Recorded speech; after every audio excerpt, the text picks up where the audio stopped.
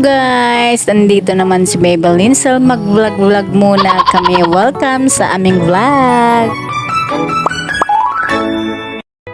For today's video guys, ayan si Baby Linsel, hindi pa rin natutulog, gabing-gabi na.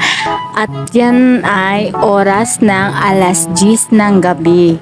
So bali, malapit nang umuwi ang kanyang papa. At sa mga oras na ito ay sakto ngang dumating na ang kanyang papa. So kinuha niya agad si Baby Linsel dito. Imbis na patulogin na si Baby Linsel ay dinala pa sa Alfamart. Gabing-gabi na, gusto pa rin igala ang anak niya. Makikita nyo nga ang hitsura ni Baby Linsel dito kasi nga kanina tinatalian ko siya ng buhok.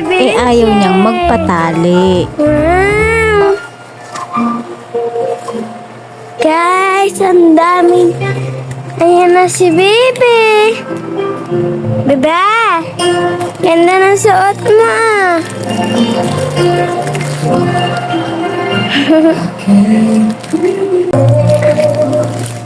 Oh, ma.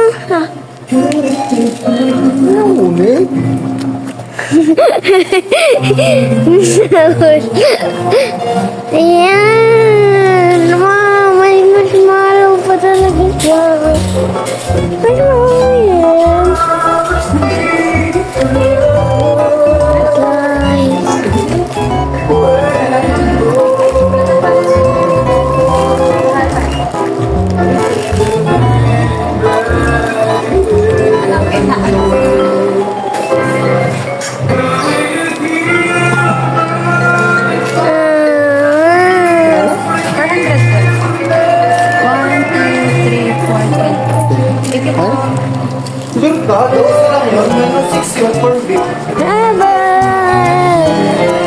Exit!